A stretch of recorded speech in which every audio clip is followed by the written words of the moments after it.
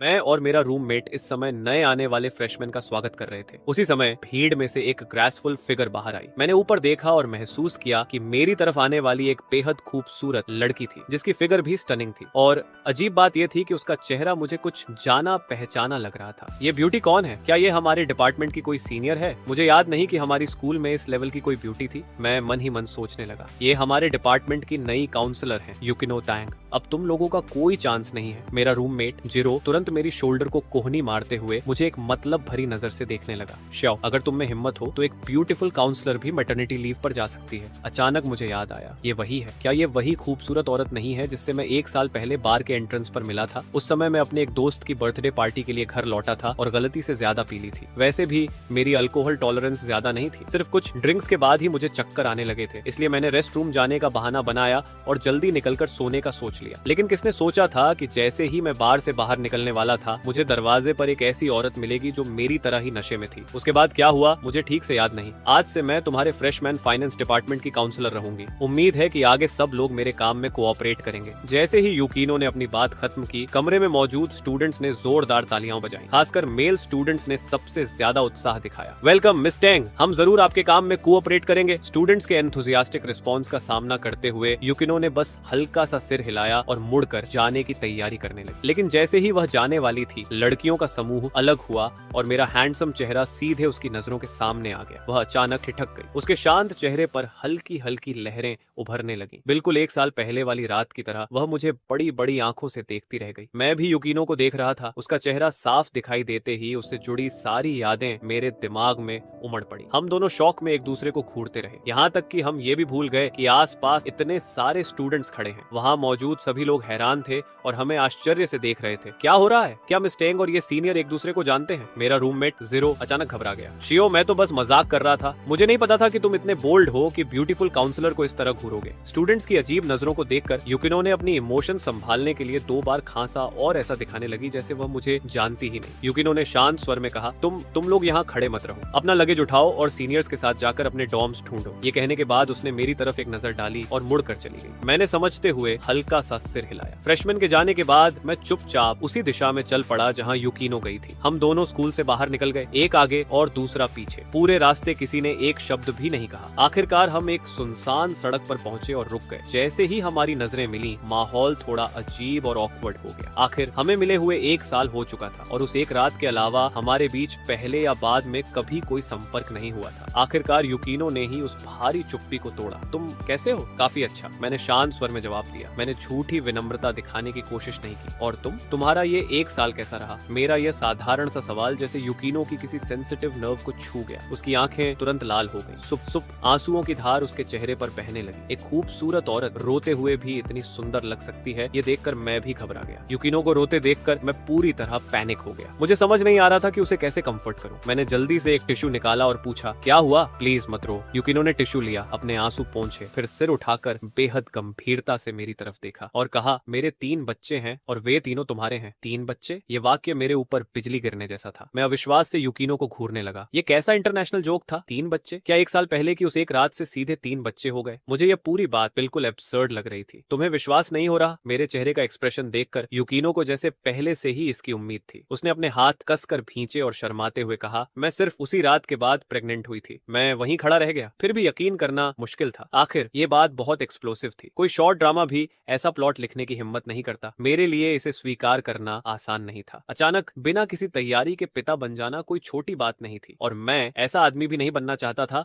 जो किसी और के बच्चे पालते हुए ग्रीन हैट पहन ले। अगर वे सच में मेरे बच्चे हैं तो मैं निश्चित रूप से जिम्मेदारी लूंगा। यूकिनो जानती थी कि सिर्फ उसकी बातों से मुझे यकीन नहीं होगा, इसलिए उसने एक टैक्सी रोकी और मुझे अपने साथ आने का इशारा किया। मुझे नहीं पता था कि यूकिनो क्या करना चाहती है, लेकिन यह जानने के लिए कि क्या मैं सच में पिता बन चुका हूँ, मैं उसके साथ कार में बैठ गया। करीब आधे घंटे बाद हम शहर के बाहरी इलाके में स्थित एक रेजिडेंशियल एरिया में पहुंचे। यूकिनो का घर स्कूल से लगभग 20 किलोमीटर दूर था। आने जाने में ही एक तरफ का सफर 1 घंटे से ज्यादा ले लेता था। पैसे बचाने के लिए उसे हर दिन बहुत जल्दी उठना पड़ता था और स्कूल पहुंचने के लिए 3 बार सबवे बदलनी पड़ती थी। फिर भी उसने कभी शिकायत नहीं की, बल्कि ऐसा लगता था कि उसे यह सब पसंद भी है। हम पहुंच गए। सुबह यूकिनो मुझे एक पुराने और जर्जर रेजिडेंशियल बिल्डिंग तक ले गई। हम सीढ़ियां चढ़कर तीसरी मंजिल पर पहुंचे। अपार्टमेंट में दाखिल होते ही मैंने चारों ओर नजर दौड़ाई। घर छोटा था लेकिन लेआउट अच्छा था। एक साधारण 2 बेडरूम अपार्टमेंट। फर्नीचर और डेकोरेशन भी बेहद सिंपल थे। एक लकड़ी का सोफा, कुछ कुर्सियां और 2 बेड। यहाँ तक कि टेलीविजन भी नहीं था। उसी समय मेरी नजर कॉफी टेबल पर पड़ी। वहाँ अलग अलग साइज के डायपर्स और मिल्क पाउडर के डिब्बों का ढेर लगा हुआ था। मैं अभी ये सब देख ही रहा था कि एक बेडरूम का दरवाजा खुला। करीब 40 साल की एक मिडिल एज्ड वुमन बाहर आई। मिस टेंग, आप आ गई? मैंने अभी बच्चों के डायपर्स बदल दिए हैं और वे सब सो चुके हैं। यूकिनो ने सिर हिलाया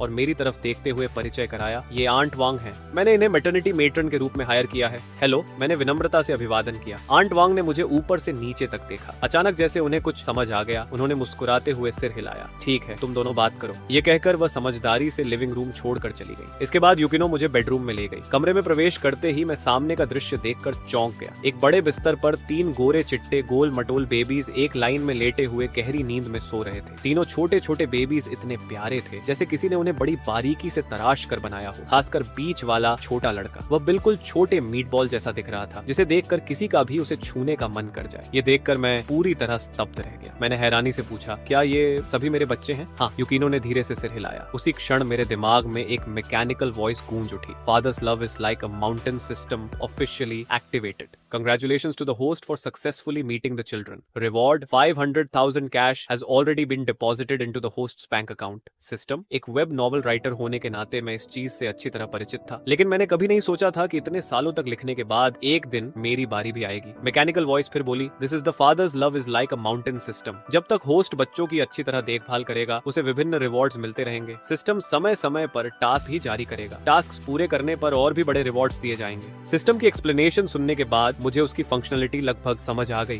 तभी एक नया नोटिफिकेशन आया, novice dad task 1 issued, please feed the children, reward stock market trend map. इस फंक्शन की मदद से आप अगले 7 दिनों तक किसी भी स्टॉक की डिटेल्ड ट्रेंड देख सकते हैं। स्टॉक मार्केट ट्रेंड मैप, ये तो कमाल की चीज थी। हाल ही में स्टॉक मार्केट बहुत हॉट चल रहा था। हर कोई बुल मार्केट की बात कर रहा था। अगर मेरे पास ये फंक्शन हो तो स्टॉक मार्केट से पैसा कमाना बच्चों का खेल बन जाएगा। ये सोचकर मैं धीरे धीरे बेड के पास गया, झुककर तीनों बेबीज को देखने लगा। उनके गोल सिर, गुलाबी गाल और प्यारे चेहरे देखकर मेरा दिल पिघलने लगा। पता नहीं क्यों उन्हें इतनी शांति से सोते हुए देखकर मेरे भीतर अचानक ब्लड कनेक्शन की भावना जाग उठी और मैं बेहद खुश महसूस करने लगा। उसी समय यूकिनो मेरे पास आई और बच्चों का परिचय कराने लगी। ये तीनों ट्रिपलेट्स हैं। सबसे बाईं तरफ जो है वो सबसे बड़ा है, एक लड़का, बीच वाला दूसरा है और सबसे दाईं तरफ तीसरी है। वे दोनों लड़कियां हैं। इनके नाम क्या हैं? मैंने हल्की कांपती आवाज में पूछा। यूकिनो ने सिर झुका लिया और जवाब नहीं दिया। बच्चों का जन्म अभी ज्यादा समय पहले नहीं हुआ था। वह काम में भी व्यस्त रहती थी और उसे यह भी नहीं पता था कि बच्चों का पिता कहाँ है, इसलिए उसका मन ही नहीं हुआ कि वह बच्चों के नाम रखे। क्या मैं इन्हें गोद में ले सकता हूँ? शायद बच्चों को अपने पिता के आने का एहसास हो गया था। जो बेबीज अभी तक गहरी नींद में थे, उन्होंने अचानक अपनी आंखें खोल दी और ध्यान से मुझे देखने लगे। यूकिनो ने देखा कि मुझे सच में बच्चों से लगाव है, इसलिए उसने मुझे उन्हें गोद में लेने की अनुमति दे दी। उसने सबसे पहले बड़े बेटे को उठाया और मेरी बाहों में दे दिया। अपना हाथ थोड़ा ऊपर करो, हाँ ऐसे, उसका सिर सपोर्ट करो। यूकिनो धैर्य पूर्वक मुझे सिखाने लगी। मैं जल्दी सीखने वाला था। कुछ ही पलों में मैंने बेबी को पकड़ना सीख लिया। हालांकि ये मेरी पहली बार थी, फिर भी मैं बहुत स्टेडी था। सबसे बड़ा बच्चा न रोया न परेशान हुआ। वह बस खाली निगाहों से मुझे देखता रहा, मानो सामने खड़े उस आदमी को पहचानने की कोशिश कर रहा हो जो उससे थोड़ा मिलता जुलता था। उसे अपनी बाहों में लेकर मेरा दिल एक अजीब उत्साह से भर गया। ये मेरा बच्चा है, कुरगल कुरगल, जैसे उसे पता हो कि मैं उसका पिता हूँ। बेबी अचानक आवाजें निकालने लगा। ये देखकर मैं मुस्कुराया और प्यार से उसकी नाक को छू दिया। मेरे चेहरे पर एक अफेक्शनेट स्माइल आ गई। इस गर्मजोशी भरे दृश्य को देखकर बगल में खड़ी यूकिनो की आंखें नम हो गईं। उसने 10 महीने की प्रेगनेंसी झेलकर इन 3 बच्चों को जन्म दिया था। उसे लगता था कि वे पिता के प्यार के बिना बड़े होंगे, लेकिन किस्मत ने उसे दोबारा मुझसे मिला दिया। शायद ये सब पहले से ही हेवन द्वारा तय किया गया था। मैंने सावधानी से बड़े बच्चे को वापस बेड पर रखा और दूसरे बच्चे को उठा लिया। फिर मैं तीसरे बच्चे को उठाने ही वाला था कि मत, यूकिनो ने तुरंत कहा। तीसरी बच्ची स्ट्रेंजर्स से बहुत शाय रहती है। मेरे अलावा उसे कोई गोद नहीं ले सकता, यहाँ तक कि आंट वांग भी उसे गोद नहीं ले पाती। लेकिन यूकिनो अपनी बात पूरी कर पाती। उससे पहले ही मैं बच्ची को उठा चुका था। मैंने हैरानी से उसकी तरफ देखा। वो क्या? कुछ नहीं, यूकिनो ने भौहें सिकोड़ ली। वह उस बच्ची को देखने लगी जो मेरी बाहों में खिलखिलाकर हंस रही थी। वह पूरी तरह स्पीचलेस थी। ये वही बच्ची थी जो पहले किसी और की गोद में जाते ही रोने लगती थी। यहाँ तक कि आंट वांग भी उसे शांत नहीं कर पाती थी, लेकिन अब वह मेरी बाहों में खुशी से हंस रही थी। क्या यही ब्लड बॉन्ड कहलाता है? मैंने नीचे देखा और गर्व भरी मुस्कान के साथ बच्ची को देखने लगा। देखा आखिर उनके डैड कौन हैं? जब मैं बेड के पास बैठकर तीनों बेबीज के साथ खेल रहा था, तब युकिनो जैसे किसी शर्मनाक बात के बारे में सोचकर अपने होंठ काटने लगी। फिर धीरे से मेरे पास आई। क्या तुम मुझे कुछ पैसे उधार दे सकते हो? ये कहते हुए उसका खूबसूरत चेहरा लाल हो गया। इस महीने की सैलरी अभी तक नहीं मिली है और कल रेंट देना है। मेरे पास अभी कुछ 100 युएन कम पड़ रहे हैं। मैंने बेबी को नीचे रखा, खड़ा हुआ और उसकी तरफ देखा। तुम्हारा वीचैट आईडी क्या है? मुझे ऐड कर लो। युकिनो ने बिना झिझक अपना फोन निकाला। उसने वीचैट खोला और मुझे ऐड कर लिया। कुछ देर बाद उसने देखा कि मैंने उसे 50,000 ट्रांसफर किए हैं। वह भी शॉक्ड ही थी कि एक के बाद एक और ट्रांसफर्स आने लगे, सभी 50,000 के। 4 ट्रांसफर्स के बाद कुल 2 लाख हो चुके थे। वीचैट की डेली ट्रांसफर लिमिट भी 2 लाख ही थी। फिलहाल आज के लिए इतना रख लो, जब खत्म हो जाए तो मुझे बता देना, मैं और भेज दूंगा। बच्चों से मिलने पर सिस्टम ने मुझे अभी अभी 5 लाख रिवॉर्ड दिए थे, इसलिए 2 लाख देना मुझे बिल्कुल बुरा नहीं लगा। वैसे भी यह पैसा बच्चों के लिए ही था। 3 बच्चों को पालना सस्ता नहीं था। Thank you. फोन की स्क्रीन पर ट्रांसफर अमाउंट देखकर युकिनो इतनी भावुक हो गई कि कुछ पल तक बोल ही नहीं पाई। लेकिन जल्द ही उसे कुछ याद आया और उसने संदेह भरे स्वर में पूछा, आज मैं तुमसे स्कूल में मिली थी, तुम भी जाओ यूनिवर्सिटी के स्टूडेंट हो, सही? तो तुम्हारे पास इतना पैसा कैसे है? मैं मुस्कुराया। मैंने खुद कमाया है। मैंने पूरे कॉन्फिडेंस के साथ कहा। खुद कमाया? कैसे? युकिनो को थोड़ा शक हुआ। स्टॉक मार्केट में इन्वेस्ट करके। हाल ही में मार्केट बहुत हॉट चल रहा है, मैंने मुस्कुराते हुए समझाया। मैं युकिनो को यह तो नहीं बता सकता था कि यह पैसा सिस्टम ने दिया है। मैं किसी को भी सिस्टम के बारे में बताने का इरादा नहीं रखता था। यह सुनकर युकिनो ने और सवाल नहीं किए। हालांकि वह खुद स्टॉक मार्केट में इन्वेस्ट नहीं करती थी, लेकिन उसने भी लोगों से सुना था कि मार्केट इन दिनों कितना हॉट चल रहा है। लोग कहते थे कि पैसा डालो और प्रॉफिट मिलना लगभग तय है। युकिनो के परिवार की आर्थिक स्थिति बहुत अच्छी नहीं थी। उसके पिता एक स्टेट ओन्ड एंटरप्राइज में एम्प्लॉई थे और उसकी माँ हाउसवाइफ थी। पूरे परिवार की मंथली इनकम 10,000 से भी कम थी। इसीलिए प्रेग्नेंट होने के बाद उसने अपने परिवार को कुछ नहीं बताया। उसे अकेले ही 3 बच्चों की परवरिश के लिए पैसे कमाने पड़े। लेकिन अब अचानक उसे अपने बच्चों का पिता मिल गया था और उससे भी ज्यादा सरप्राइजिंग बात यह थी कि वह पैसा कमाने में इतना अच्छा था। फिर भी युकिनो जानती थी कि स्टॉक मार्केट में रिस्क बहुत होता है, इसलिए उसने चिंता भरे स्वर में कहा, स्टॉक मार्केट रिस्की होता है, तुम्हें पता होना चाहिए कि कब रुकना है। मैंने सिर हिलाया। मुझे पता है, चिंता मत करो। भले ही मैं वॉरेन बफेट नहीं हूँ, लेकिन स्टॉक मार्केट पर मेरी रिसर्च काफी अच्छी है। स्टॉक्स की बात होते ही मुझे सिस्टम का अभी अभी दिया गया टास्क याद आ गया। बेबी को फीड करो और स्टॉक मार्केट ट्रेंड मैप पाओ। अगर मेरे पास ये चीज आ गई तो वॉरेन बफेट भी मुझे नहीं हरा पाएंगे। ये सोचकर मैंने अचानक कहा, ऐसा करते हैं, मैं जूनियर स्टूडेंट हूँ और मेरी क्लासेस भी ज्यादा नहीं है। कल से मैं समय निकाल कर यहाँ आऊंगा और बच्चों की देखभाल करूंगा। तुम आराम से काम कर सकोगी और मैटरनिटी मैटर्न का खर्च भी बच जाएगा। नहीं, ऐसा मत करो। युकिनो ने तुरंत सिर हिलाकर मना कर दिया। तुम्हारी पढ़ाई ज्यादा इंपॉर्टेंट है। मैं थोड़ी और मेहनत कर लूंगी और मेट्रन की सैलरी खुद दे दूंगी। मैंने देखा कि वह अभी भी मुझसे पूरी तरह कंफर्टेबल नहीं हुई थी, इसलिए मैंने जोर नहीं दिया। कुछ चीजें धीरे धीरे ही होती हैं, ठीक है, लेकिन बच्चों का पिता होने के नाते मुझे भी उनकी देखभाल करना सीखना चाहिए। क्या तुम मुझे इन्हें फीड करना सिखाओगी? बिल्कुल। युकिनो ने सिर हिलाया। वह थोड़ी खुश भी दिखाई दी। उसकी गाइडेंस में मैंने जल्दी ही बेबीज के लिए फॉर्मूला मिल्क तैयार कर लिया। बेबीज बिल्कुल पिकी नहीं थे। उन्होंने खुशी खुशी दूध पी लिया। तीनों बच्चों को फीड होते हुए देखकर मुझे ऐसा लगा जैसे मेरा दिल पिघल रहा हो। उसी समय सिस्टम की आवाज फिर सुनाई दी। Congratulations to the host for completing the task. Reward stock market trend map. Novice dad task 2 issue. Please change diapers for the 3 babies. Reward 1 million cash. 1 million cash. ये रिवॉर्ड तो पहले से भी बड़ा था। ये सचमुच कमाल था। दिमाग में नोटिफिकेशन सुनते ही मेरे होंठ अनजाने में ऊपर उठ गए। मेरे चेहरे की मुस्कान देखकर युकिनो को लगा कि मैं बच्चों को देखकर खुश हो रहा हूँ। ये बहुत क्यूट है ना? उसने पूछा। बिल्कुल, मेरे बच्चे हैं तो क्यूट तो होंगे ही, मैंने गर्व से कहा। फिर मैंने युकिनो की तरफ देखा और मुस्कुराते हुए जोड़ा, और जब उनकी माँ इतनी सुंदर हो तो बच्चों का क्यूट होना तो तय ही है ना? ये सुनकर युकिनो का चेहरा लाल हो गया। उसने मुझे घूर कर देखा, लेकिन उसके दिल में एक मीठी सी खुशी भी फैल गई। मुझसे मिलने से पहले उसे बहुत समय हो गया था ऐसा सुख महसूस किए हुए। वैसे मैंने अचानक कहा, कल मैं स्कूल के पास तुम्हारे लिए एक घर रेंट पर ले लूंगा। तुम जहाँ अभी रह रही हो वह बहुत दूर है, क्लास के लिए आना जाना भी मुश्किल है और यह बहुत थका देने वाला भी है। ये सुनकर युकिनो का दिल गर्माहट से भर गया, लेकिन फिर भी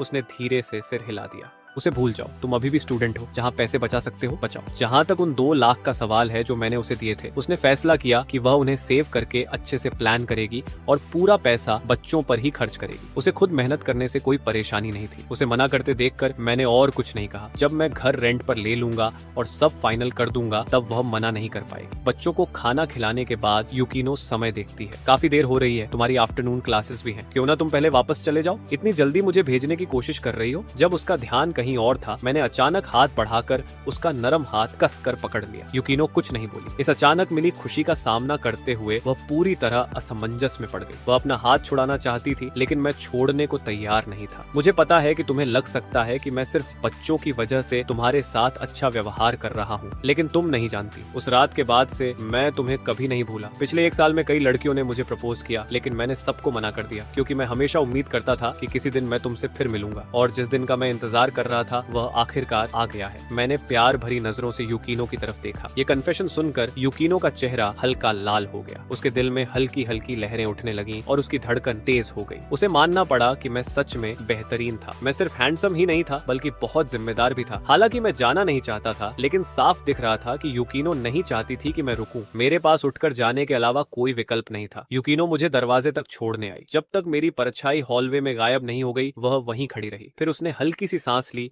और वापस बेडरूम में चली गई। लेकिन अगले दिन कुछ अप्रत्याशित हुआ। मेरे रूममेट ने मजाक में कहा था, अगर तुम थोड़े से भी बोल्ड हुए तो वह खूबसूरत टीचिंग असिस्टेंट मैटरनिटी लीव पर चली जाएगी। मैंने कभी कल्पना भी नहीं की थी कि वह खूबसूरत टीचिंग असिस्टेंट यूकिनो सचमुच मेरे लिए ट्रिपलेट्स को जन्म दे। माँ और बच्चों की आरामदायक जिंदगी सुनिश्चित करने के लिए मैंने तुरंत 5,000 में एक 3 बेडरूम अपार्टमेंट रेंट पर ले लिया। मैंने फोन निकाला और जल्दी से यूकिनो को मैसेज भेजा। हे यूकिनो, तुम अभी कहाँ हो? मैं फैकल्टी कैंटीन में खाना खा रही हूँ। यूकिनो की आवाज थोड़ी घबराई हुई लग रही थी। अच्छा, मैंने थोड़ा अफसोस जताते हुए कहा, मैं तो तुम्हें अपने साथ बाहर खाना खाने के लिए बुलाने वाला था। नहीं, यूकिनो ने जल्दी से मना कर दिया। फैकल्टी कैफेटेरिया का खाना काफी अच्छा है और सस्ता भी। तुम्हें समझना होगा कि अब उसे 3 बच्चों की परवरिश करनी थी, इसलिए बचाया गया हर एक पैसा मायने रखता था। ठीक है फिर, मैंने सिर हिलाया। मैंने स्कूल के पास एक अपार्टमेंट रेंट पर लिया है। अगर तुम्हारी आज आफ्टरनून में कोई क्लास नहीं है तो हम साथ जाकर सामान शिफ्ट कर लेते हैं। ये सुनकर यूकिनो हैरानी से बोली, तुम अपार्टमेंट क्यों रेंट पर ले रहे हो? क्या मैंने तुम्हें नहीं बताया था कि इसकी जरूरत नहीं है? ये बहुत फिजूल खर्ची है, मैंने दृढ़ स्वर में कहा। इसमें फिजूल खर्ची कैसी?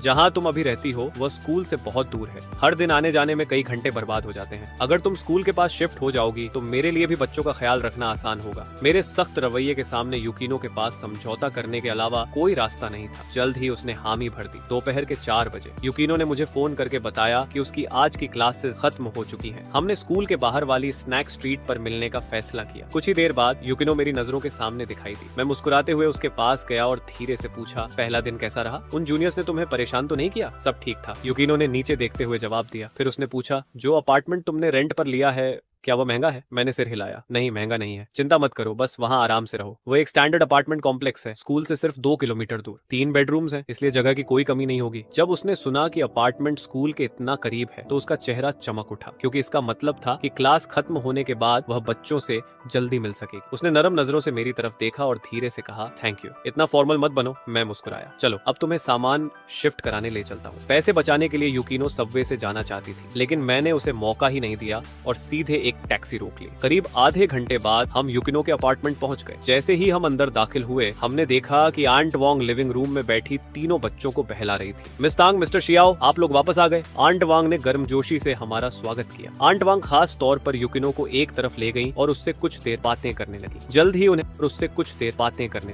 ही उन्हें पता चल गया कि मैं वही पिता हूँ जो इतने समय से गायब था। हालांकि उन्हें पूरी कहानी नहीं पता थी, लेकिन यह देखकर कि मैं यूकिनो से मिलते ही उसे बड़ी रकम दे चुका था, मेरे बारे में उनकी राय काफी बदल गई। आखिरकार वह जानती थी कि 3 बच्चों की देखभाल करते हुए यूकिनो ने कितनी मुश्किलें झेली थी। अब जब बच्चों का पिता आखिरकार वापस आ गया था, आंट वांग सच में यूकिनो के लिए खुश थी। जब आंट वांग का ध्यान दूसरी तरफ था, मैंने अचानक कहा, आंट वांग, इस दौरान हमारी यूकिनो का ख्याल रखने के लिए आपका बहुत बहुत धन्यवाद। मुझे ऐसा कहते सुनकर यूकिनो चौंक गई। उसका चेहरा तुरंत लाल हो गया। आंट वांग के सामने उसे बहुत शर्म महसूस हो रही थी। अरे, इसमें धन्यवाद की क्या बात है? आंट वांग मुस्कुराई। मैं आगे बढ़ा और उनकी बाहों से तीसरे बच्चे को उठा लिया। ये तो मुझे करना ही चाहिए था। फिर मैंने कहा, आंट वांग, यूकिनो और मैंने जोंग यूनिवर्सिटी के पास एक अपार्टमेंट रेंट पर लिया है। ये इस अपार्टमेंट से काफी बड़ा है और वहाँ का एनवायरनमेंट भी बहुत अच्छा है। क्या आप वहाँ भी बच्चों की देखभाल करने में हमारी मदद करेंगी? आंट वांग हल्का सा मुस्कुराई। बिल्कुल, कोई समस्या नहीं। सच कहूँ तो जोंग यूनिवर्सिटी जाना मेरे लिए यहाँ आने से भी आसान है। ये सुनते ही मैंने तुरंत फैसला कर लिया। ठीक है, तो अभी चलते हैं। आंट वांग, आप भी हमारे साथ आइए। अब से यूकिनो और तीनों बच्चों की जिम्मेदारी में हमें आपकी मदद की जरूरत होगी और नए घर में शिफ्ट होने की खुशी में मैं आपकी सैलरी 50% बढ़ा रहा हूँ। ये सुनकर आंट वांग खुशी से खिल उठी। काम की जगह घर के और करीब हो जाए और सैलरी भी बढ़ जाए, ऐसी बात से कौन खुश नहीं होगा। युकिनो ने भी कोई आपत्ति नहीं की क्योंकि आंट वांग ने सच में उसकी बहुत मदद की थी। सैलरी बढ़ाना पूरी तरह जायज था। तीनों तुरंत सामान पैक करने लगे। मैंने मूविंग कंपनी को फोन किया और युकिनो तथा आंट वांग को लेकर स्कूल के पास स्थित रोज गार्डन कम्युनिटी पहुंच गया। लिविंग रूम में कदम रखते ही युकिनो की आंखें फैल गईं। इतना बड़ा अपार्टमेंट देखकर वह कुछ पल तक पलक तक नहीं झपका पाई। वह दरवाजे पर खड़ी मुझे सामान उठाते हुए देख रही थी। तभी पीछे से आंट वांग की आवाज आई, मिस टैंग, आपकी नजर सच में बहुत अच्छी है। मिस्टर शियाओ एक अच्छे इंसान हैं। अब जब आपका परिवार फिर से एक हो गया है तो जिंदगी जरूर पहले से बेहतर होती जाएगी। आंट वांग की बातें सुनकर युकिनो का चेहरा हल्का लाल हो गया। थैंक यू आंट वांग। उस क्षण उसका दिल खुशी से भरा हुआ था। करीब 20 मिनट बाद हमने सारा सामान खोलकर व्यवस्थित कर लिया। उसी समय आंट वांग की गोद में मौजूद दूसरा बच्चा अचानक जोर जोर से रोने लगा। अरे मेरी जान, क्या तुम्हारा डायपर गंदा हो गया? आंट वांग बच्चे को लेकर नया डायपर लेने ही वाली थी कि मुझे अचानक सिस्टम द्वारा दिया गया कल का टास्क याद आ गया। मैंने जल्दी से उन्हें रोकते हुए कहा, आंट वांग रहने दीजिए, मुझे करने दीजिए। आप मुझे डायपर बदलना सिखाइए। मुझे भी बच्चे की देखभाल करना सीखना चाहिए। ये सुनकर आंट वांग और भी खुश हो गई क्योंकि बहुत कम नए पिता खुद से डायपर बदलना सीखने की पहल करते हैं। ठीक है, पहले डायपर ले आओ, फिर मैं तुम्हें सिखाती हूँ। आंट वांग के धैर्यपूर्ण मार्गदर्शन में मैंने जल्दी ही डायपर बदलना सीख लिया। कुछ ही मिनटों में दूसरे बच्चे को साफ सुथरा कर दिया गया। तभी अचानक सिस्टम की आवाज गूंजी, congratulations host, novice dad task complete, reward 1 million cash, host has officially become a qualified novice dad, bonus reward advanced cooking skills, bonus reward marrow cleansing pill. Advanced cooking skills, ऐसी cooking skills जो किसी national banquet chef से भी कम नहीं थी। Marrow cleansing पिल, इस पिल को खाने के बाद होस्ट अंदर से बाहर तक पूरी तरह ट्रांसफॉर्म हो जाएगा। उसे शक्तिशाली फिजिकल स्ट्रेंथ और बेहतर अपीयरेंस प्राप्त होगी। जैसे ही सिस्टम बोलना खत्म करता है, मुझे अपनी पॉकेट में बोतल जैसी कोई चीज महसूस होती है। उसी समय खाना बनाने से जुड़ा विशाल ज्ञान मेरे दिमाग में उमड़ पड़ता है। मुझे ऐसा महसूस हुआ जैसे मैं अभी किसी 5 स्टार होटल में हेड शेफ की पोजीशन के लिए अप्लाई करूं तो भी कोई समस्या नहीं होगी। स्वाभाविक रूप से मेरा मन थोड़ा दिखावा करने का हुआ। मैंने युकिनो की तरफ देखा और कहा, तुम जानती हो पास में एक वेजिटेबल मार्केट है, मैं कुछ सामान खरीद कर आता हूँ और आज रात तुम सबके लिए खाना बनाऊंगा। ये सुनकर युकिनो ने हैरानी से सिर घुमाया। तुम खाना बनाना जानते हो? तुम्हें पता है बहुत कम कॉलेज स्टूडेंट्स खाना बना पाते हैं। तुम तो सच में हिडन जेम निकले। ऑफ कोर्स, मैंने भौं उठाकर थोड़ा गर्व से कहा, आज रात तुम जो खाना चाहो मैं बना सकता हूँ। युकिनो मुस्कुराई, कुछ भी बना लो। असल में ये सुनकर कि मैं खाना बना सकता हूँ, उसके दिल में हल्की सी उम्मीद जाग गई। वह जानना चाहती थी कि बच्चों के पिता की कुकिंग स्किल्स आखिर कितनी अच्छी हैं। सबकी उम्मीद भरी नजरों के बीच मैं गुनगुनाते हुए घर से ग्रोसरीज खरीदने निकल गया। मेरे जाने के बाद आंट वांग खुद को रोक नहीं पाई और युकिनो से बोली, मिस टैंग, लगता है तुम्हें सच में एक अच्छा हस्बैंड मिला है। अरे बस भी कीजिए, युकिनो शर्माते हुए बोली। हालांकि वह कुछ खास नहीं कह पाई, लेकिन उसके दिल में मिठास भर गई। मेरे हस्बैंड को ही देख लो, आंट वांग ने शिकायत भरे अंदाज में कहा। बच्चों के लिए खाना बनाना तो दूर, शादी के इतने सालों में मैंने उन्हें मुश्किल से कुछ बार किचन में जाते देखा है। बस फिर क्या था। ये टॉपिक शुरू होते ही आंट वांग एक खुले हुए नल की तरह लगातार अपने हस्बैंड की शिकायतें करने लगी और साथ ही मेरी तारीफ भी करती रही। आंट वांग की इतनी तारीफ सुनकर भी युकिनो बाहर से शांत दिख रही थी, लेकिन अंदर ही अंदर वह खुशी से भर चुकी थी। आखिर उसका आदमी इतना बेहतरीन था, वह खुश कैसे ना होती। जल्द ही मैं तरह तरह के इंग्रेडिएंट्स से भरे कई बैग्स लेकर वापस लौट आया। ये देखकर युकिनो और आंट वांग दोनों दंग रह गई। तुम ये सब पकाने वाले हो? क्या हम इतना सब खा भी पाएंगे? और तुम्हें इतने सारे कुकिंग स्टाइल्स आते हैं? मैं मुस्कुराया, चिंता मत करो, बस अपने आदमी पर भरोसा रखो। मैं इंग्रेडिएंट्स उठाकर किचन में चला गया और काम शुरू कर दिया। जिज्ञासा के कारण युकिनो चुपचाप स्लीपर्स पहनकर किचन के दरवाजे तक आ गई। वह देखना चाहती थी कि मेरी कुकिंग स्किल सच में कितनी अच्छी है, लेकिन ज्यादा समय नहीं लगा कि वह पूरी तरह हैरान रह गई। किचन में मैं बड़ी आसानी से नाइफ चला रहा था। चॉपिंग, स्लाइसिंग और डाइसिंग सब कुछ बेहद स्मूथ था। कुछ ही मिनटों में मैंने सारी सब्जियां और मांस तैयार कर लिया। फिर मैंने रेडिश उठाई और कटिंग बोर्ड पर एक जैसी पतली स्लाइसेस में काटना शुरू कर दिया। चाकू के बोर्ड से टकराने की आवाज में एक रिदम थी, लगभग किसी कला की तरह। मैंने सारी तैयार सामग्री को प्लेट्स में करीने से सजाया, फिर ऑयल गर्म किया और कुकिंग शुरू कर दी। ये देखकर युकिनो पूरी तरह स्तब्ध रह गई। उसे बिल्कुल उम्मीद नहीं थी कि मैं खाना बनाने में इतना माहिर हूँ। लिविंग रूम में बैठी आंट वांग, जो ट्रिपलेट्स का ख्याल रख रही थी, उन्हें भी जल्द ही खाने की गहरी खुशबू आने लगी। गटक, वह अनजाने में लार निकल गई, बच्चे को नीचे रखा और किचन की तरफ बढ़ गई। जब उन्होंने मुझे किचन में अपना कमाल दिखाते हुए देखा तो वह पूरी तरह दंग रह गई। ये लड़का सच में कमाल का है, उन्होंने अनायास कहा। अगर आम लोगों के लिए खाना बनाना सिर्फ पेट भरने का तरीका था तो मैंने उसे सचमुच एक कला में बदल दिया था। मेरी हर हरकत देखने में सुखद लग रही थी। मैंने पीछे किसी की मौजूदगी महसूस की और मुड़कर देखा। अरे तुम लोग दरवाजे पर क्यों खड़ी हो? युकिनो का मुंह खुला का खुला रह गया था। वह अविश्वास से बोली, तुम खाना बनाने में इतने अच्छे कैसे हो? तुम्हारी हर मूवमेंट किसी मूवी जैसी लग रही है। नहीं, मूवीज में भी इतना बड़ा चढ़ाकर नहीं दिखाते। बगल में खड़ी आंट वंग भी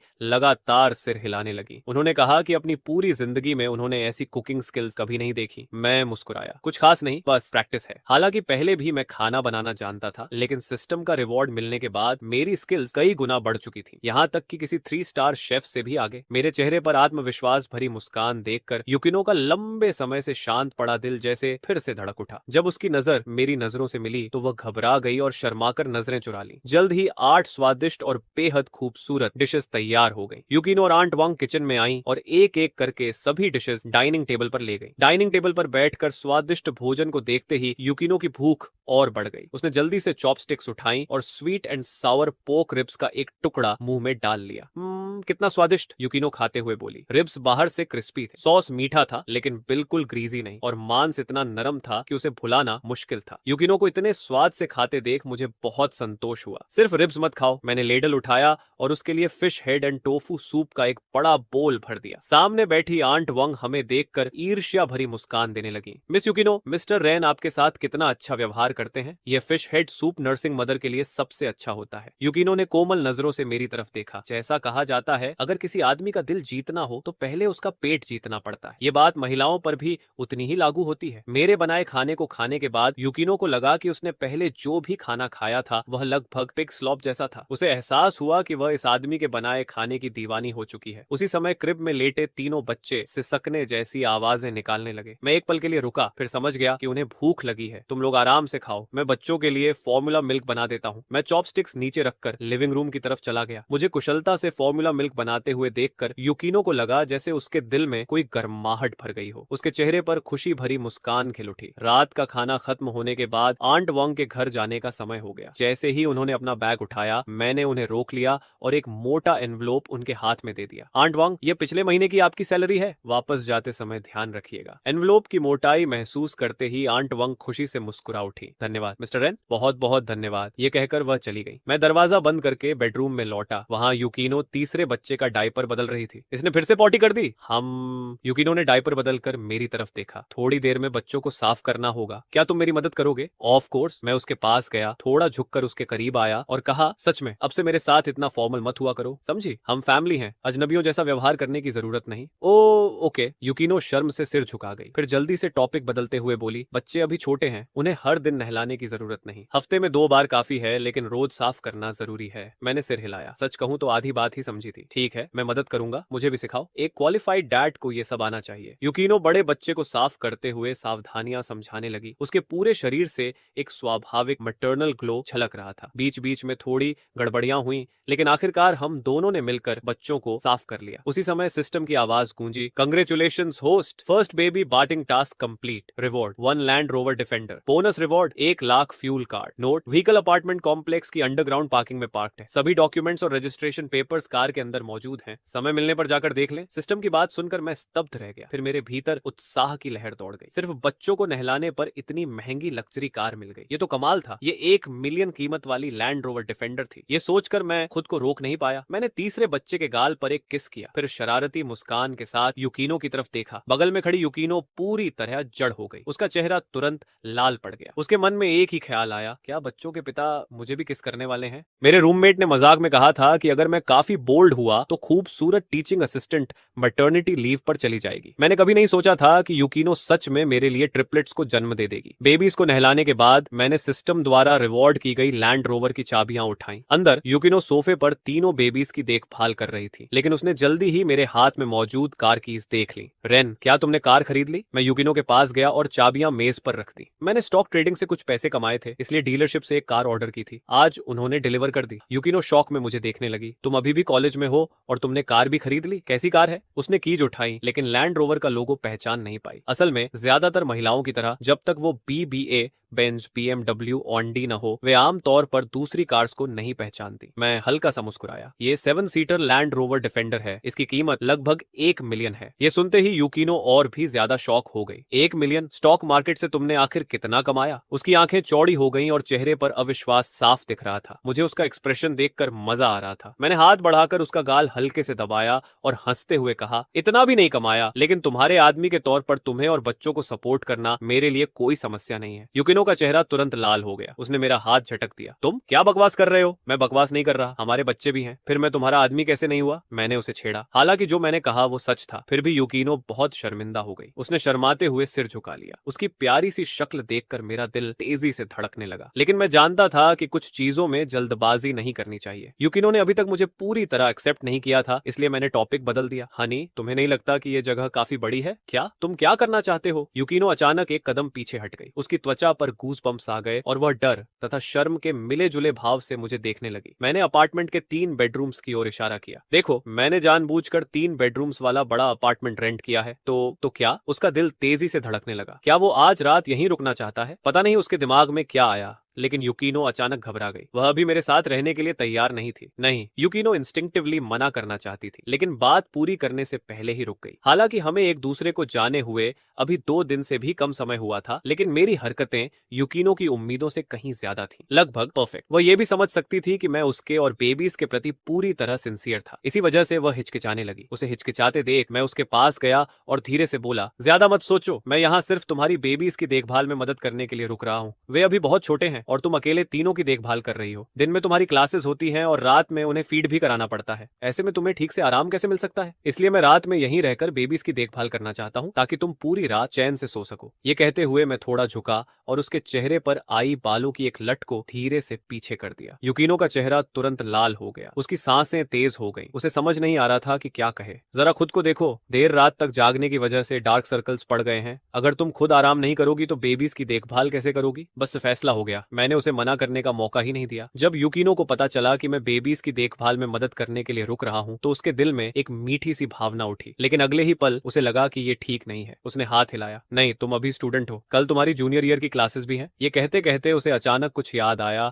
और वह भौहें सिकोड़कर मुझे देखने लगी। मुझे बताओ, कहीं ऐसा तो नहीं कि स्टॉक से पैसे कमाने के बाद तुम डिग्री छोड़ने की सोच रहे हो? मैं तुम्हें पहले ही चेतावनी दे रही हूँ। मैं तुम्हारी काउंसलर हूँ और मैं बिल्कुल भी तुम्हें क्लास स्किप नहीं करने दूंगी। उसे इतना सीरियस देखकर मैं हंस पड़ा। अचानक काउंसलर मोड में क्यों आ गई? तुम तो मेरे बच्चों की माँ हो। यूकिनो तुरंत झेंप गई। उसने मुझे घूरते हुए कहा, मैं मजाक नहीं कर रही। मैंने तुरंत सरेंडर कर दिया। ठीक है, मैं वादा करता हूँ, मैं अपनी पढ़ाई बिल्कुल खराब नहीं होने दूंगा। अगर फाइनल एग्जाम्स में एक सब्जेक्ट भी फेल हुआ तो वापस स्कूल जाकर मन लगाकर पढ़ाई करूंगा। यूकिनो ने संतुष्ट होकर सिर हिलाया। ये बात तुमने खुद कही है। अगर बेबीज की वजह से तुम्हारी पढ़ाई पीछे रह गई तो तुम तुरंत स्कूल वापस चले जाओगे। तुम्हें हर हाल में डिग्री लेनी होगी। उसकी बातों से साफ पता चल रहा था कि वह अभी भी मेरी बहुत चिंता करती है। आखिर मैं उसके बच्चों का पिता था। कोई समस्या नहीं हनी, मैं तुम्हें बिल्कुल भी चिंता नहीं करने दूंगा। कौन तुम्हारी हनी है? ऐसी बातें मत कहा करो। यूकिनो का चेहरा फिर लाल हो गया और वह घबरा कर दूसरी तरफ देखने लगी। जल्द ही बन जाओगी, मैंने बुदबुदाते हुए कहा। फिर जोड़ा, ठीक है, अब और नहीं कहूंगा। मैं डॉम वापस जाकर अपना लगेज ले आता हूँ। मैंने कार कीज उठाई और अपार्टमेंट से बाहर निकल गया। घर से निकलने के बाद मैं सीधे गराज गया। सिस्टम द्वारा रिवॉर्ड की गई लैंड रोवर डिफेंडर निकाली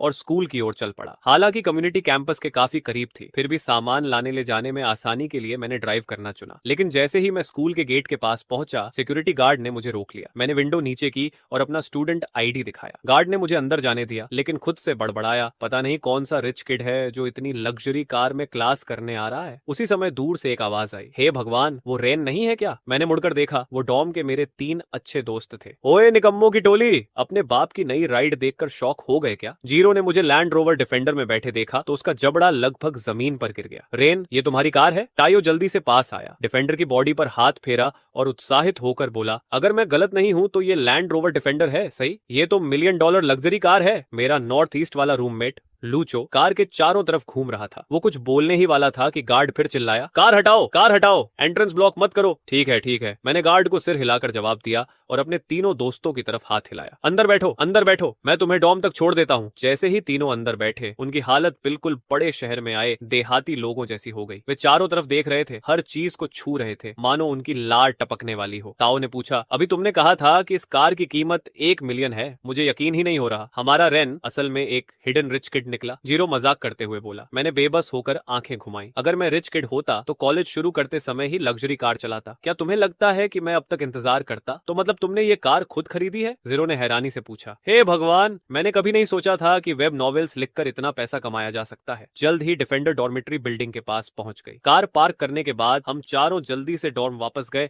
और पैकिंग शुरू कर दी। मेरे पास ज्यादा सामान नहीं था। एक सूटकेस में मेरा लगभग सारा सामान आ गया। आखिर में मैंने अपना लैपटॉप बैग में रखा और तैयार हो गया। मैं सूटकेस घसीटते हुए डॉर्म से बाहर निकल गया। मुझे जाते हुए देखकर जीरो ने आह भरी। अचानक गेमिंग भी उतनी मजेदार नहीं लग रही। रेन को देखो, वो अब लैंड रोवर चला रहा है। शायद हमें भी ग्रेजुएशन के बाद की लाइफ के बारे में सोचना शुरू कर देना चाहिए। मैंने अपना लगेज कार में रखा, लेकिन सीधे घर नहीं गया। इसके बजाय मैं एक मैटरनिटी सप्लाई स्टोर पहुंच गया। मैं कुछ स्ट्रोलर्स और 3 चाइल्ड सेफ्टी सीट्स खरीदना चाहता था। जैसे ही मैं स्टोर में दाखिल हुआ, एक प्यारी सी सेल्स गर्ल मुस्कुराते हुए मेरे पास आई। हेलो सर, मैं आपकी कैसे मदद कर सकती हूँ? मुझे देखते ही उसकी आंखें चमक उठी। हालांकि मैंने साधारण कपड़े पहने थे, लेकिन मैं काफी हैंडसम दिखता था और मेरे अंदर एक रिफाइंड सा ऑनरा था। कुल मिलाकर मैं किसी प्रिंस चार्मिंग जैसा लग रहा था। सेल्स गर्ल पहले ही डे ड्रीमिंग करने लगी। वह सोच रही थी कि अगर उसका बॉयफ्रेंड मेरे जैसा हो तो कितना अच्छा होगा और अपनी फ्रेंड्स के सामने उसका कितना इंप्रेशन बनेगा। जबकि वह अपने ख्यालों में खोई हुई थी, मैं सीधे मुद्दे पर आ गया। क्या यहाँ स्ट्रोलर्स मिलते हैं? मैं अपने बच्चों के लिए स्ट्रोलर खरीदना चाहता हूँ। ये सुनते ही लड़की थोड़ी निराश हो गई। सारे हैंडसम और हाई क्वालिटी लड़के इतनी जल्दी शादी क्यों कर लेते हैं, और इनके तो बच्चे भी हैं। हालांकि वह थोड़ा डिसअपॉइंटेड हुई, फिर भी उसने उत्साह से मुझे स्टोर दिखाना शुरू कर दिया। सर, ये हमारा स्ट्रोलर सेक्शन है, आप आराम से पसंद कर सकते हैं। मैंने स्ट्रोलर्स की तरफ देखा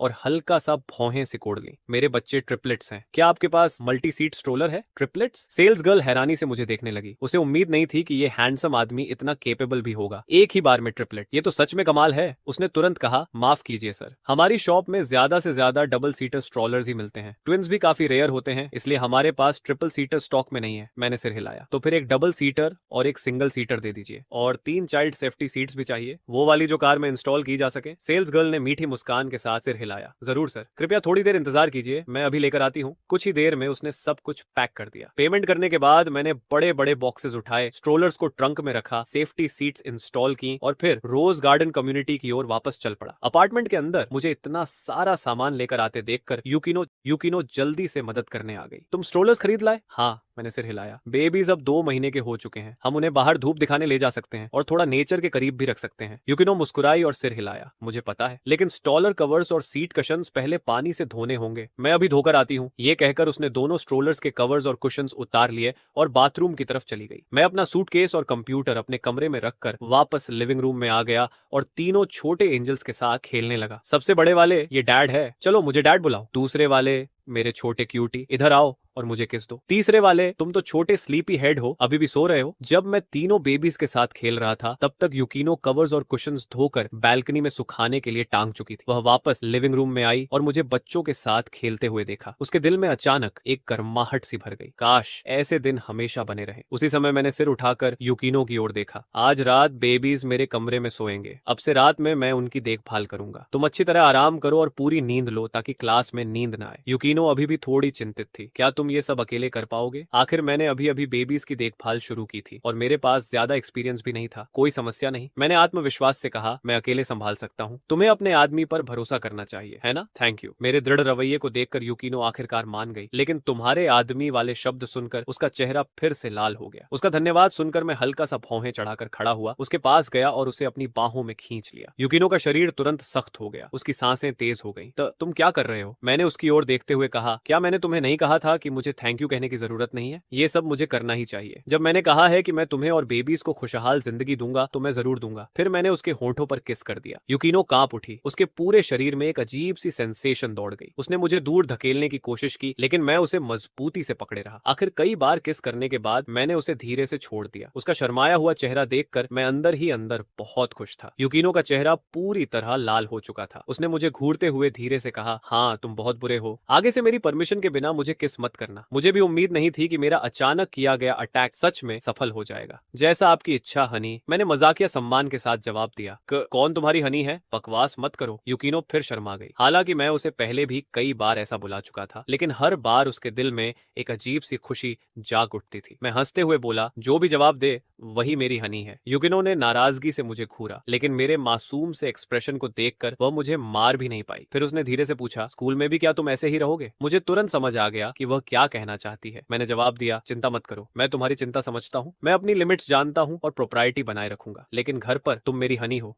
यूकिनो ने मच्छर जैसी धीमी आवाज में जवाब दिया। फिर वह शर्म से घबराकर जल्दी से बेडरूम की तरफ भाग गई। उसका दिल बहुत भावुक हो गया था। बेबीज का पिता सच में बहुत समझदार है। मुझे भी उम्मीद नहीं थी कि इस बार यूकिनो इतनी आसानी से मान जाएगी। लगता है अब हमारे रिलेशनशिप को आगे बढ़ाने का समय आ गया है। उस रात यूकिनो खुली आंखों से छत को देखती रही। उसके दिमाग में तरह तरह के विचार घूम रहे थे। आखिरकार वह और जाग नहीं पाई और गहरी नींद में सो गई। दूसरी तरफ मैंने बेबीज को सुलाया, डायपर्स और बॉटल्स को बिस्तर के पास रख दिया। सब कुछ तैयार करने के बाद मैंने अपनी जेब से एक मेडिसिन बॉटल निकाली। उसके अंदर मैरो क्लींजिंग पिल थी। मैंने पिल निकाली और निगल ली। तुरंत एक गर्म धारा मेरे हाथ, पैरों और हड्डियों में फैल गई। ये एहसास बेहद अद्भुत था। मैंने आंखें बंद कर लीं और पिल के प्रभाव को महसूस करने लगा। धीरे धीरे मेरी त्वचा पर काली इम्प्यूरिटीज निकलने लगी। मैं समझ गया कि पिल अपना असर दिखाना शुरू कर चुकी है। लगभग 5 मिनट बाद मैं जल्दी से बाथरूम में गया और बिजली की गति से शावर लिया। सारा फिल्थ धोने के बाद मैं मिरर के सामने खड़ा हो गया। मैंने पाया कि मेरा शरीर पहले से ज्यादा लंबा और मजबूत हो गया था। मेरी मसल्स और सॉलिड हो गई थी। मेरी स्किन पहले से ज्यादा फेयर हो गई थी। यहाँ तक कि मेरे फेशियल फीचर्स भी और ज्यादा शार्प तथा डिफाइंड हो गए थे। मेरी अपीयरेंस एक बिल्कुल नए स्तर पर पहुंच चुकी थी। मैंने अपनी मुट्ठी भींची और महसूस किया कि मेरे शरीर में असीम ताकत भरी हुई है। मैंने पास रखा टूथब्रश कप उठाया। हल्का सा दबाव डालते ही वह मेरे हाथ में टूट गया। पिल का असर मेरी कल्पना से भी ज्यादा शक्तिशाली था। पता नहीं जब मेरे बच्चों की माँ ये बदलाव देखेगी तो क्या वह भी आकर्षित हो जाएगी। मुझे हमारे रिलेशनशिप को आगे बढ़ाने का कोई मौका ढूंढना होगा। अगली सुबह दरवाजे पर नॉक होने की आवाज आई। मैंने रिफ्लेक्सिवली कहा, अंदर आ जाओ। जैसे ही युकीनो कमरे में आई, मेरी नजर उसके खूबसूरत शरीर पर पड़ी और मैं कुछ पल के लिए स्तब्ध रह गया। आज युकीनो खास तौर पर बेहद खूबसूरत लग रही थी। उसकी लंबी, गोरी और पतली टांगें और उसकी खूबसूरत बॉडी कर्व को नजरअंदाज करना मुश्किल था। रैन, युकीनो ने भी मुझे देखा और कुछ पल के लिए चौंक गई। उसे लगा कि मैं पहले से भी ज्यादा हैंडसम और चार्मिंग हो गया हूँ। क्या इसके एबीएस भी आ गए हैं? मैं मुस्कुराया। कैसा लग रहा हूँ? बुरा नहीं हूँ, है ना? युकीनो कुछ पल के लिए खो सी गई और अनजाने में सिर हिला दिया। लेकिन अगले ही पल उसे महसूस हुआ कि उसका जवाब कुछ ज्यादा ही इंटीमेट लग रहा है। उसने जल्दी से सिर हिलाया। उसका सुंदर चेहरा तुरंत लाल हो गया। उसे ऐसा देखकर मैं अचानक आगे बढ़ा और उसकी कमर पकड़ ली। फिर धीमी आवाज में बोला, क्या कहती हो? अभी सुबह है। क्या हम? मेरी बात पूरी होने से पहले ही युकीनो बुरी तरह शर्मिंदा हो गई। उसने मुझे तुरंत धक्का दिया और भागकर अपने कमरे में चली गई। दरवाजा बंद करने के बाद उसने अपने गर्म गालों को छुआ। उसका दिल बेकाबू होकर धड़क रहा था। रेन सच में बहुत बेशर्म है। हमें एक दूसरे को जाने हुए सिर्फ 2 दिन हुए हैं और वो पहले ही मेरा फायदा उठाने की कोशिश कर रहा है। लेकिन सिर्फ एक रात उसे न देखने के बाद वो इतना हैंडसम कैसे हो गया? ऐसा लग रहा था जैसे वो इंसानों से भी बढ़कर हैंडसम हो। यहाँ तक कि वे पॉपुलर यंग आइडल्स भी उसके सामने फीके पड़ जाते थे। और वो बॉडी, क्या सच में किसी कॉलेज स्टूडेंट की बॉडी ऐसी हो सकती है? नहीं नहीं नहीं, मुझे अपना कंपोजर बनाए रखना होगा। मैं उसे ये नहीं सोचने दे सकती कि मैं कोई कैजुअल वुमन हूँ। युकिनो ने अपने गाल थपथपाए और खुद को शांत रखने की कोशिश की, लेकिन उसका दिमाग पूरी तरह मेरे हैंडसम मैस्कुलिन चेहरे और मेरी मजबूत बाहों के एहसास से भरा हुआ था। खत्म, सब खत्म। मैं आखिर क्या सोच रही हूँ? क्यों? उसी समय कमरे से रोने की आवाज आई जिसने युकिनो को वापस रियलिटी में खींच लिया। वह जल्दी से दरवाजा खोलकर मेरे बेडरूम की तरफ दौड़ी। तब तक मैं वॉशअप करने जा चुका था और तीनों बेबीज को क्रिब में छोड़ गया था। उनमें से 2 गहरी नींद में सो रहे थे, लेकिन तीसरे बच्चे का मुंह पूरी तरह खुला हुआ था और वह जोर जोर से रो रहा था। ये देखकर युकिनो ने जल्दी से उसे उठा लिया और उसका डायपर चेक किया। हम पूप नहीं है तो फिर इसे भूख लगी होगी। उसी समय मैं वॉशअप करके बेडरूम में वापस आया। बच्चे को रोता देखकर मैंने युकिनो को छेड़ा नहीं। इसके बजाय मैंने एक बॉटल उठाई और फॉर्मूला मिल्क बनाना शुरू कर दिया। युकिनो बच्चे को गोद में लिए मुझे लगातार देख रही थी। इस आदमी में आखिर कैसी मैजिक है? मैं इतनी जल्दी इसके प्यार में क्यों पड़ रही हूँ? युकिनो को महसूस हुआ कि उसके दिल का एक हिस्सा धीरे धीरे मेरे सामने हारता जा रहा। हेल्प, वह बार बार खुद से कह रही थी कि ज्यादा मत सोचो। कुछ ही देर में मैंने फॉर्मूला तैयार कर लिया। मैंने बॉटल युकिनो को देते हुए मुस्कुराकर कहा, तुम बच्चे को फीड कर दो, मैं तुम्हारे लिए ब्रेकफास्ट बनाता हूँ। युकिनो ने सिर हिलाया। उसका चेहरा हल्का लाल हो चुका था। मेरी दूर जाती हुई पीठ को देखते हुए उसके दिल की धड़कन और तेज हो गई। वह लगभग बॉटल गिरा ही बैठी। मैं कितनी एम्बैरेसिंग हूँ। किचन के अंदर मैं युकिनो के लिए ब्रेकफास्ट बना रहा था। ज्यादा समय नहीं बीता था कि एक रिच फ्रेग्रेंस पूरे घर में फैल गई। उस खुशबू को सूंघकर युकिनो जिज्ञासा से किचन के दरवाजे तक आ गई। मुझे अंदर व्यस्त देखकर उसने धीरे से कहा, ब्रेकफास्ट के लिए इतना एलाबोरेट होने की जरूरत नहीं है। ये सिर्फ ब्रेकफास्ट नहीं है। मैं मुड़ा और उसे एक वार्म स्माइल दी। अगर तुम हर दिन दोपहर में कैफेटेरिया का खाना खाओगी तो तुम्हें पर्याप्त न्यूट्रिशन नहीं मिलेगा। ये लंच भी है जो मैं तुम्हारे लिए तैयार कर रहा हूँ। तभी युकिनो को एहसास हुआ कि मैंने सिर्फ ब्रेकफास्ट ही नहीं बनाया बल्कि उसके लिए लंच भी तैयार किया है। युकिनो बेहद भावुक हो गई। उसके दिल में एक अजीब सा एहसास पैदा हुआ। उसने अपना निचला होंठ काटा और अपनी जिंदगी में पहली बार वह खुद चलकर मेरे पास आई और पीछे से मुझे कसकर गले लगा लिया। फिर मेरे कान के पास फुसफुसाई, थैंक यू। इतनी फॉर्मल क्यों हो? मैं हंसा और उसकी नाक हल्के से छू दी। धीरे धीरे मुझे कुछ अलग महसूस हुआ। युकिनो जैसे मेरे चेस्ट मसल्स को देख रही थी। मैं मुस्कुराया। हनी, तुम खुलकर देख सकती हो। लगता है मैरो क्लेंजिंग पिल का इफेक्ट मेरी सोच से भी ज्यादा पावरफुल है। यहाँ तक कि युकिनो भी इससे आकर्षित हो रही है। रंगे हाथों पकड़े जाने पर युकिनो का चेहरा तुरंत लाल हो गया। उसने जल्दी से अपना हाथ पीछे खींचा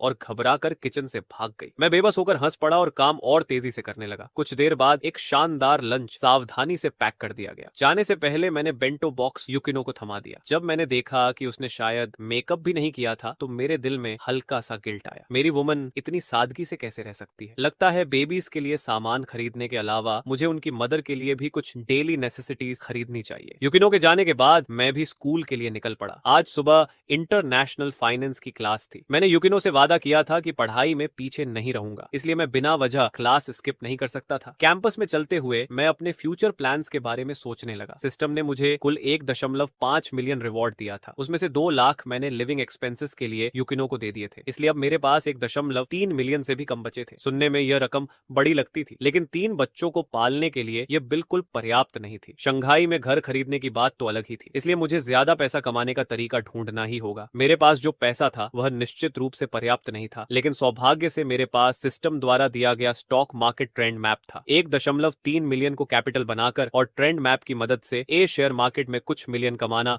मुश्किल नहीं होना चाहिए। मुझे विश्वास था कि ज्यादा समय नहीं लगेगा और मैं घर खरीदने लायक पैसा कमा लूंगा। दोपहर के करीब फैकल्टी ऑफिस में युकिनो के सामने बैठी फीमेल टीचर गिंजियोकू अचानक खड़ी हो गई और खुशी से चिल्लाई, काम खत्म, काम खत्म। मिस टैंग चलिए आज दोपहर बाहर जाकर कुछ अच्छा खाते हैं। होमवर्क चेक कर रही युकिनो हल्के से मुस्कुराई। नहीं, मैं आज लंच लेकर आई हूँ। आप लंच लेकर आई हैं? जिनगियोकू हैरान रह गई। सेमेस्टर शुरू होने के बाद से युकिनो हर दिन कैफेटेरिया में ही खाना खाती थी, फिर आज अचानक लंच क्यों? कुछ खास नहीं, युकिनो मीठी मुस्कान के साथ बोली। बच्चों के पापा ने बनाया है। आपके हस्बैंड ने? गिंजियोकू का मुंह खुला का खुला रह गया। वाह मिस टैंग, आपके हस्बैंड आपके लिए बेंटो बनाते हैं? मुझे तो आपसे जलन हो रही है। मेरा हस्बैंड तो तब भी बिस्तर में सो रहा होता है जब मैं काम पर निकलती हूँ। सच में लोगों की तुलना करना ही सबसे फ्रस्ट्रेटिंग बात है। जैसे ही उसने ये कहा, ऑफिस के बाकी टीचर्स भी उनकी तरफ देखने लगे। सब जानते थे कि युकिनो के बच्चे हैं, लेकिन उन्होंने कभी बच्चों को नहीं देखा था, न ही कभी उसके हस्बैंड के बारे में सुना था। इसलिए सभी यही समझते थे कि वह डिवोर्स के बाद अकेले बच्चों की परवरिश कर रही है। लेकिन अब वह लंच बॉक्स लेकर आई थी। यह सचमुच चौंकाने वाली बात थी। सबकी ईर्ष्या भरी नजरों के बीच युकिनो ने धीरे से अपना बेंटो बॉक्स खोला। ढक्कन खुलते ही पूरी ऑफिस में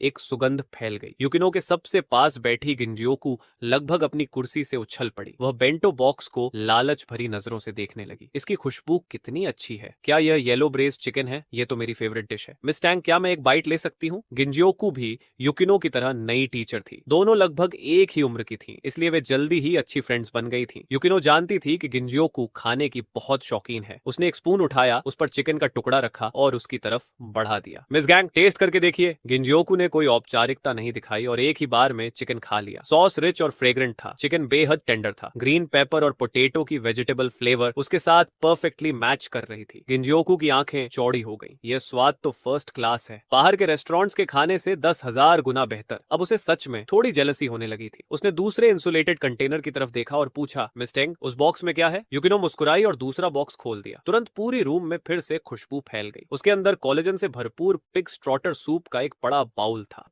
युकिनो को लगभग ऐसा लगा जैसे वह जिंकोकू के निगलने की आवाज सुन सकती है। युकिनो मुस्कुराकर बोली, बाहर जाने की बजाय हम दोनों साथ में खा लेते हैं। जो बेंटो तैयार किया गया है वह बहुत ज्यादा है, 2 लोगों के लिए बिल्कुल काफी है। मैं अपनी वाइफ को भूखा नहीं रहने दे सकता। सच में। हालांकि उसने ऐसा कहा, लेकिन गिंजियोकू पहले ही बैठ चुकी थी। दोनों ने खाना शुरू कर दिया। तुलना के बिना कोई फर्क महसूस नहीं होता। उनके रोज के टेकआउट के मुकाबले मेरा बनाया हुआ खाना किसी रॉयल फीस्ट जैसा था। गिंजियोकू खाते खाते जैसे हवा में तैरने लगी। उसके मुंह से लगातार तारीफें निकलती जा रही थी। सुबह की क्लासेस खत्म होने के बाद मैं जल्दी घर नहीं गया। मैंने एक ठंडी जगह ढूंढी, बैठ गया और अपने फोन में स्टॉक मार्केट सॉफ्टवेयर खोल लिया। मैंने समय देखा। नून मार्केट ब्रेक में अभी आधे घंटे से ज्यादा समय बाकी था। मुझे इस समय का इस्तेमाल मार्केट स्टडी करने के लिए करना था। आखिर कम समय में घर खरीदने लायक पैसा कमाने के लिए मुझे स्टॉक मार्केट ट्रेंड मैप का उपयोग करके बड़ा प्रॉफिट कमाना ही होगा। मैंने सॉफ्टवेयर खोला, अपनी बेसिक इन्फॉर्मेशन भरी और क्लाइंट मैनेजर से बात करने के बाद सफलतापूर्वक ब्रोकरेज अकाउंट खोल लिया। स्टॉक मार्केट ट्रेंड मैप किसी पैसिव स्किल की तरह काम करता था। जब तक मेरे पास ये फंक्शन था, मैं जिस भी स्टॉक को देखता उसकी अगले 7 दिनों की रेवेन्यू कर्व मेरी आंखों के सामने दिखाई देती। जब फोन स्क्रीन पर अलग अलग स्टॉक्स दिखाई दिए तो मैंने देखा कि उनके बगल में छोटे छोटे वर्ड्स भी दिखाई दे रहे थे, जिन्हें सिर्फ मैं ही देख सकता था। उन हिंट्स को देखकर मेरे होंठों के कोने अपने आप ऊपर उठ गए। ये तो बहुत ही शानदार है। इन हिंट्स के साथ तो ये ओपन बुक एग्जाम जैसा है। अगर इसके बाद भी मैं पैसा खो दूं तो सिर्फ यही कह सकता हूं कि मैं अंधा हूं। मैंने एक स्टॉक पर क्लिक किया, छोटे वर्ड्स गायब गायब हो गए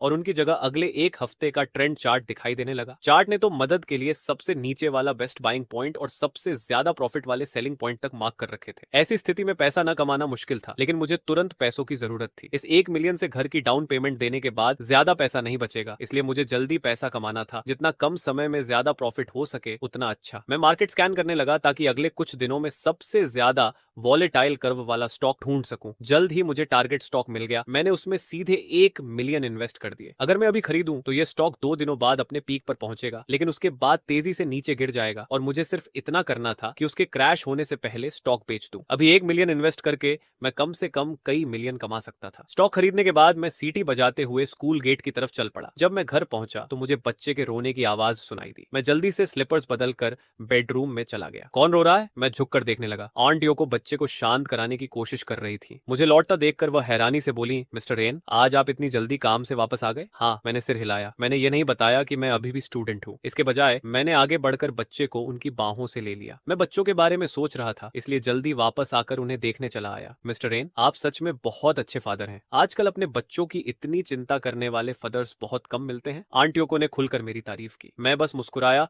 और कुछ नहीं बोला। फिर मैंने नीचे बच्चे की तरफ देखा। रोने वाला दूसरा बच्चा था। तीनों में से वही सबसे ज्यादा रोने वाला था। मैंने अभी इसे फीड कराया था और डायपर भी चेक किया था, लेकिन पता नहीं ये क्यों रो रहा है। आंट योको ने धीरे से समझाया। जब बच्चे ने देखा कि उसका फादर आ गया है तो उसने रोना बंद कर दिया। वह बड़ी बड़ी शिकायत भरी आंखों से मुझे देखने लगा, जैसे कह रहा हो, आप अभी तक क्यों नहीं आए? अच्छा, दूसरे बेबी, मत रो। मैंने उसके गोल मटोल चेहरे को प्यार से सहलाया। उसी समय सबसे बड़ा और तीसरा बच्चा भी मुझे देखकर अपने छोटे छोटे हाथ हिलाने लगे। मैंने दूसरे बच्चे को वापस बिस्तर पर रखा, फिर बड़े और तीसरे बच्चे को गोद में लेकर उनके गालों पर किस किया। इसके बाद मैं लंच तैयार करने के लिए किचन में चला गया। कुछ ही देर बाद किचन से स्वादिष्ट खुशबू फैलने लगी। बेबीज की देखभाल कर रही आंट योको भी अपनी लार निगलने से खुद को रोक नहीं पाई। उन्होंने मन ही मन सोचा कि मिस्टर रेन की कुकिंग स्किल सच में कमाल की है। मैं मुस्कुराया और कहा, आंट योको, आइए हमारे साथ खाना खाइए। मिस्टर रेन, ये तो बहुत एम्बैरेसिंग है, आंट योको ने कहा, लेकिन उनका शरीर ईमानदारी से डाइनिंग टेबल की तरफ चल पड़ा। असल में उन्होंने सिर्फ इंस्टेंट नूडल्स खाने का सोचा था, लेकिन मेरा बनाया हुआ खाना इतना शानदार था कि उसका विरोध करना मुश्किल था। जो भी मेरे हाथ का खाना चखता उसके आकर्षण से बच नहीं पाता। लंच के बाद मैं अपने कमरे में वापस गया, लैपटॉप निकाला और स्टॉक मार्केट की स्थिति पर रिसर्च करने लगा। दोपहर का समय जल्दी बीत गया। शाम 5 बजे युकिनो समय पर घर लौट आई। बेबीज, मम्मी घर आ गई। घर में घुसते ही उसने आवाज लगाई। उसे यह भी ध्यान नहीं रहा कि मैं लिविंग रूम के सोफा पर बेबीज को गोद में लेकर मुस्कुराते हुए बैठा था। युकिनो, तुम आ गई। ये गर्मजोशी भरा दृश्य देखकर युकिनो के चेहरे पर लंबे समय बाद मुस्कान दिखाई दी। मुझे देखते ही उसका खूबसूरत चेहरा हल्का लाल हो गया। उसने जल्दी से स्लीपर्स बदली और घर के अंदर आ गई। फिर उसने सबसे बड़े बच्चे को उठा लिया, क्योंकि वही अकेला था जिसे कोई गोद में नहीं लिए हुए था। सबको कोई न कोई पकड़े हुए है, सिर्फ तुम ही अकेले हो। आओ, मॉमी तुम्हें गोद में लेती है। युकिनो की बाहों में आते ही बच्चे ने अपने छोटे हाथों से उसके कपड़े पकड़ लिए और हल्की हल्की आवाजें निकालने लगा। इस हरकत से युकिनो और भी लाल हो गई। आखिर मैं वहीं खड़ा था। क्या इसे भूख लगी है? उसने कहा और बच्चे को नीचे रखकर फॉर्मूला मिल्क बनाने लगी। मैंने समय देखा। डिनर का समय लगभग हो चुका था, इसलिए मैं उठकर किचन में चला गया। जल्द ही किचन से बर्तनों की आवाजें आने लगी। सबसे बड़े बच्चे को फीड कर रही युकिनो ने मुझे किचन में व्यस्त देखा। उसे अनजाने में दोपहर की घटना याद आ गई। उसके होठों पर अपने आप मीठी और खुश मुस्कान आ गई। मिस युकिनो, आप किस बात से इतनी खुश हैं? आंट योको ने उत्सुकता से पूछा। ओह, बस लंच की बात याद आ गई। युकिनो ने दोपहर की घटना विस्तार से सुनाई। उसने गिंजियोकू के खाने के दौरान बनाए गए बढ़ा चढ़ाकर एक्सप्रेशंस की नकल भी की। उसकी नकल इतनी सटीक थी कि आंट योको हंसते हंसते रुक नहीं पाई। मिस्टर रेन की कुकिंग सच में बहुत अच्छी है। आज दोपहर मैं भी कुछ एक्स्ट्रा बॉल्स राइस खा गई थी। मिस युकिनो, आपके हस्बैंड सच में बहुत आउटस्टैंडिंग है। हस्बैंड? युकिनो ने किचन में मेरी तरफ देखा। पता नहीं वह क्या सोच रही थी, लेकिन उसका चेहरा तुरंत लाल हो गया। मेरे रूममेट मजाक में कहा करते थे, अगर तुम काफी बोल्ड हो तो खूबसूरत टीचिंग असिस्टेंट मैटरनिटी लीव पर जा सकती है। मैंने कभी नहीं सोचा था कि खूबसूरत टीचिंग असिस्टेंट युकिनो सच में मेरे लिए ट्रिपलेट्स को जन्म देगी। डिनर के बाद युकिनो किचन में बर्तन धो रही थी। मैंने मौका देखकर अंदर कदम रखा और कहा, हनी, क्यों ना मैं बर्तन धो दूं? हनी शब्द सुनते ही युकिनो का शरीर सख्त हो गया। उसके हाथ में पकड़ा बाउल लगभग नीचे गिर गया। नहीं, इसकी जरूरत नहीं है, वह घबराई हुई आवाज में बोली। मैं मन ही मन खुश हो गया। उसने इस संबोधन को रिजेक्ट नहीं किया था। लगता है अब मैं एक कदम और आगे बढ़ सकता हूँ। मैंने पीछे से उसकी कमर को धीरे से अपनी बाहों में ले लिया। हनी, मेरी धीमी आवाज उसके कानों में गूंजी। युकिनो का शरीर कांप गया। उसे लगा जैसे उसका दिल गले से बाहर निकल जाएगा। यह आदमी आदमी अब क्या करना चाहता है? मैंने फुसफुसाते हुए कहा, जब समय मिलेगा तो हम बेबीज के बर्थ सर्टिफिकेट्स बनवाने चलेंगे। यूकिनो ने आज्ञाकारी ढंग से सिर हिला दिया। उसे उम्मीद नहीं थी कि मैं उसे सिर्फ इसी बात के लिए पकड़े हुए था। हालांकि बेबीज के बर्थ सर्टिफिकेट सच में जल्दी बनवाने जरूरी थे। फिलहाल उनके पास सिर्फ टेम्परेरी मेडिकल रिकॉर्ड्स थे। ऑफिशियल बर्थ सर्टिफिकेट्स अभी तक नहीं बने थे। पहले यूकिनो इसी बात को लेकर